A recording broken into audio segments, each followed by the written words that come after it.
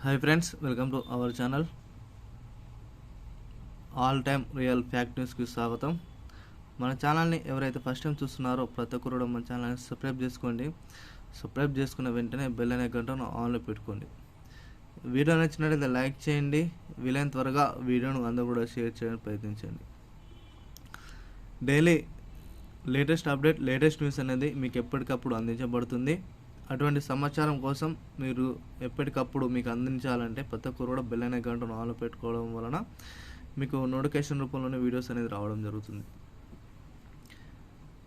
తెలంగాణలో కానీ ఆంధ్రప్రదేశ్లో కానీ జరిగే ప్రతి ఒక్క అప్డేట్ అనేది మీకు అందించాలనే ఉద్దేశంతో డైలీ 2 to 3 అవర్స్ వర్క్ చేసి దాదాపు 3 నుంచి 4 న్యూస్ పేపర్లు చదివి మీకు ఏదైతే యూజ్ఫుల్ అయ్యే ఇన్ఫర్మేషన్ ఏదైతే అప్డేట్ ఉందో అదైతే మీకు అందించాలనే సంకల్పంతోనే మీకైతే వీడియోస్ రూపంలో చేయడం జరుగుతుంది.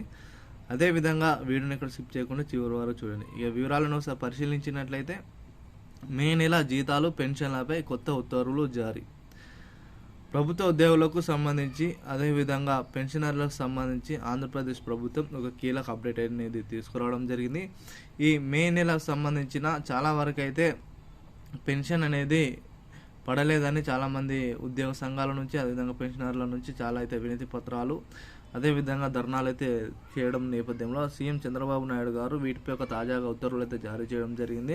అది ఏంటిదంటే మే నెల దాదాపు ఎవరికైతే జీతాలు, పెన్షన్లు ఉన్నాయో మే నెల వీటినన్నీ క్లియరెన్స్ తీసుకున్న తర్వాత జూన్ 2 నుండి ఇవన్నీ కూడా పంపిణీ చేసే దిశగా ప్రభుత్వం అయితే ఆలోచన చేస్తూ ఉన్నది. ఏది ఏమైనా త్వరలోనే ఈ యొక్క జీతాలు అనేది భారీ సంఖ్యలో పెరుగుతున్న నేపథ్యంలో పీఆర్సీ కూడా అమలులోకి రానే వచ్చే అవకాశం అయితే ఎక్కువ సంఖ్యలో కనిపిస్తుంది. ఎందుకంటే 12th pay commission 12th PRC కారణంగా వీటి అన్ని జీతాలు పెరగడానికి అవకాశం ఉంది. అదేవిధంగా పెన్షన్ సంబంధించి కూడా కనీస పెన్షన్ సంబంధించి 7,500 రూపాయల నుండి 9,000 రూపాయలు కూడా పెన్షన్ కూడా అందించే యోచనలో ప్రభుత్వం ఆలోచన చేస్తూ ఉందని దీన్ని బట్టి అర్థమవుతుంది. చంద్రబాబు నాయుడు గారు అదేవిధంగా డిప్యూటీ సీఎం పవన్ కళ్యాణ్ గారు ఉద్యోగ సంఘాలకు అదేవిధంగా పెన్షన్లను ఆదుకునే దిశగా ప్రభుత్వం అయితే ఆలోచన చేస్తూ ఉన్నది. ఎందుకంటే ఈ గతంలో చూసుకున్నట్లయితే డిఏను కూడా కేంద్ర ప్రభుత్వం పెంచుతున్న నేపథ్యంలో డిఏ అనేది 50 నుంచి 55% పెరుగుతున్న నేపథ్యంలోనే ఈ యొక్క జీతాలను కూడా మేము పెంచుతామని అయితే స్పష్టంగానైతే ప్రభుత్వం అయితే చెప్పడం జరిగింది.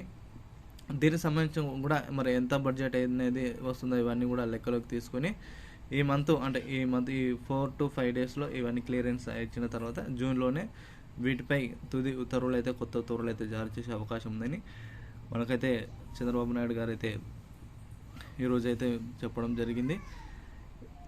దీనికి సంబంధించిన సమాచారం, కీలక అప్డేట్ మీకు అందించాలంటే ప్రతి ఒక్కరు మన ఛానల్ సబ్స్క్రైబ్ చేసుకొని బెల్ ఐకాన్ ఆన్లో పెట్టుకోండి. Thank you to all.